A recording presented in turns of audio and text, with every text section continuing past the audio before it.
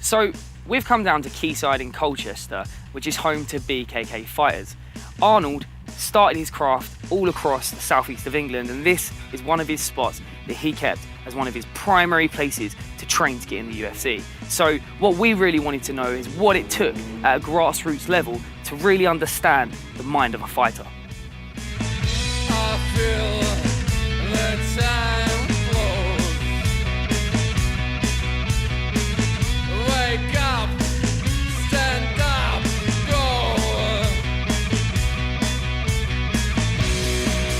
Night, day,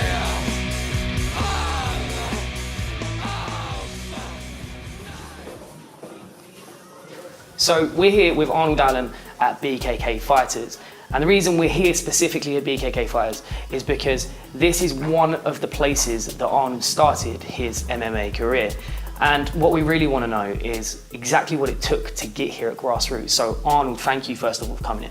Now, one of the key questions is, what does it take to get to the level you're at in MMA? Takes a lot of graft, takes a lot of sacrifice, a lot of having no money and all that, a lot of travelling. A lot of getting beat up in the gym, a lot of favours from friends and stuff like that. You know? Yeah, so people helping you out. You just mentioned money.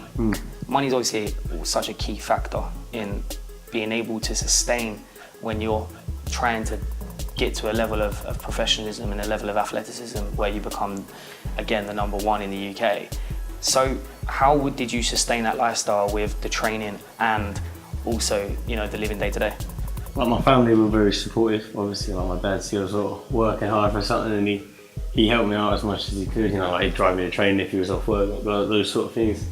And you know, I had a couple of little jobs here and there, so I'd give me the money to get the training, but it was like bare minimal just so I could afford the train ride and pay my coaches and all that. So, yeah. Oh, nice takedown by Allen. You have a good family support. Your dad, obviously, having experienced MMA. You having that, he was obviously as well in the ring after you finished at your last fight in the UFC, your last win. Now, what was it like to have that kind of relationship with your dad, and is it to you quite an important part of building your career? Yeah, for sure. It was kind of a dream come true in a way to have my dad in my corner. It was nice. It was really nice. Like, usually I wouldn't, because he usually says mad stuff, but yeah, it sort of the stars aligned and he got his shot to come in the corner. It was nice. 18 years old, Arnold Allen. I mean, 18. Wow. That's another thing that brings you round about when it comes to MMA. Obviously, yourself, you trained with Jack for quite a long period of time, and Jack obviously guides you in your MMA career. That transition as well in the training and having that team in your corner, what's that like? How is that with him when it comes to your MMA family? Yeah, it's amazing. We've been working together like 10 years now, I think so. And he's helped me so much, you know, so become like an extension, like another dad, you know. He's like old school dad. exactly. So yeah, he's helped me a lot in all situations, more than just fighting. So yeah. So obviously, and here's another question that comes in. You know, personal life isn't the easiest thing when you're dedicating every hour that you have to a sport and to a dream and to an achievement you want to get to. So what kind of hit does that take on that personal life?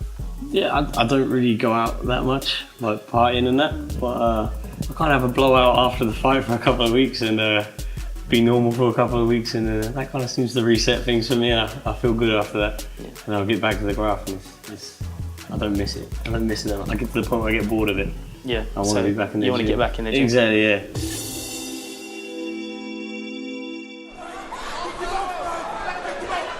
Allen wants it upright. There's a nice body kick and then switches up to the head and again. Getting to the level you got to, it is the backbone of your life, I suppose. Now, you actually currently are out, I believe, in Canada at TriStar. What made you make that decision to go, okay, I'm going to go and train, you know, all the way in Canada? Yeah, I was always a big fan of GSP. I've always been a big fan of like his fights. I think he's the best of all time in MMA, any promotion. And I really like Faraz's work as well. So obviously he's the coach of the best ever, so he must be pretty special too. And I had a couple of friends out there as well, so like it's kind of natural for me just to go out there. I knew a few people already, so it weren't too awkward and all that. So Yeah, I went out there for a try. I didn't think Faraz liked me, but by the end of it, he sort of said, come back. And ever since, it's just got better and better. And now obviously you built, again, an incredible relationship with Faraz, and he's in your corner, Jack's in your corner. Yeah. You've got the two sides of your MMA development in Yeah, that corner. Okay, so obviously, again, we could talk about commitment all day, but let's talk about what the determination is for the future. Obviously, you had one fight a year, unfortunately, due to injury, and you're going to want to get out a lot more. What gets you to that drive, and what gets you to the point where you're like, do you know what, yeah, even after taking one fight every year, getting injured, I still want to keep going? Yeah, well, I think from the off, like whatever you're doing, I want to be the best, and one day I want to have a belt. I want to have the UFC belt. So that's always been my drive. Like that's the end goal for me. And I think anything less than that, I'll be disappointed in myself once I'm retired if I don't get that. So that's the goal. When it comes to the grassroots of it, when it comes down to that grassroots, the beginning, that journey, what would you say to anyone that's trying to achieve what you're achieving is the most important thing, and what would you say is the most vital thing in support? Just, I think you got to put in the hours. That's it. I think people expect it to come like overnight. They're going to crack the code and be good overnight, but I've been doing it over 10 years and I'm still shit. So, I mean, yeah, you got to put in the hours, and it ain't going to come easy. An hour a day ain't enough. What is it? The 10,000 hours things. It's that. You have to aim to do 100,000 hours. You have to aim to do a lot more than that. Yeah. So, man, I appreciate your time. Next phase is obviously going and playing a bit of UFC, getting to know you more on a personal level, and let's get you this 3D printed smart system and see how it feels.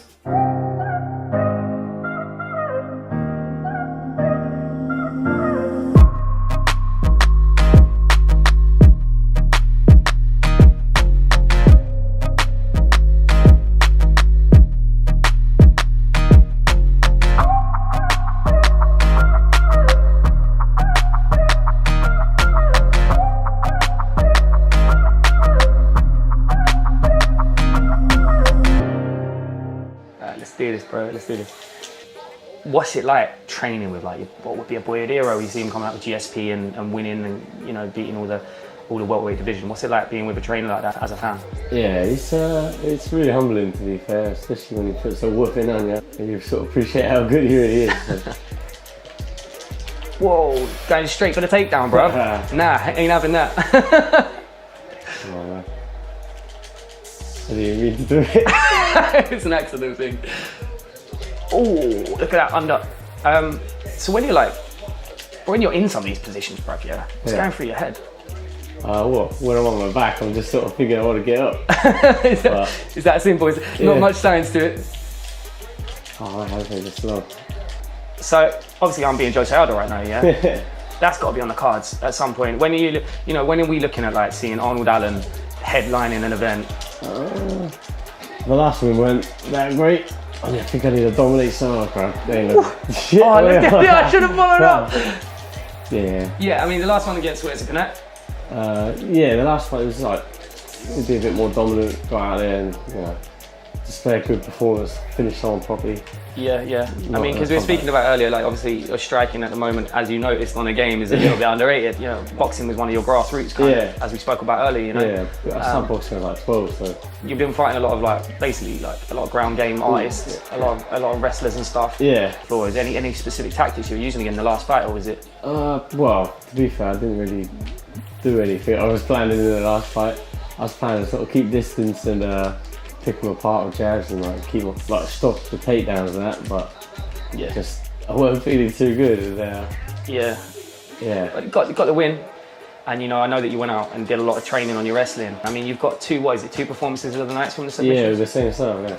So where's that come from?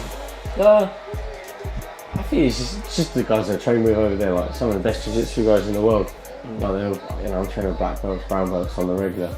Yeah. When you're at training camp and stuff like that, what's the atmosphere like? Because you're with some top fighters out there. You are really with some of the best in the world. Like you said, you train with GSP. Who else you got in camp? There's a lot of guys that ain't that well known just yet, but my main training partner's his name's Louis Sanadaki. He's a bantamweight. He's a weight below me, but he was in my corner for literally, he murders me. Like, Yeah. grappling wise, he makes you feel like a beginner. I mean, the long-term goal for any MMA fighter, we all know, is the UFC's number Yeah, one. out here. exactly. And so, like, obviously that takes time though. You stepped up on, what was it, like 5 days notice? Yeah. And you took that risk and it paid off with a performance of the night submission. That's it. But obviously, you know, you could have been fighting in cage warriors for a lot longer had that been. I imagine you would have gone for the title, gone to win a title or two. Yeah. How did you feel? Because at the time there was cage warriors moved around a little bit, as we know, and you went off and won a title, local to domestic title, didn't you? Yeah. In the UK. Like made for the cage title. It was like a big show. Like I think Colin Fletcher was like on there for a while. Okay. There's a couple like I can't think of any more. I think John Maguire fought on there. If he won a title. Yeah. So how many fights are you saying before you think, look, yeah, I want to be fighting these top 3 contenders. I want to be Max Holloway. Yes. That's 1-0 right there. I've done that before. It's gonna be a while. Shit. Right. With that, we're gonna call it a day. Yeah. Arnold, you've been a pleasure, man. Thank you for coming and thank you for doing the E-Smart series. We appreciate you.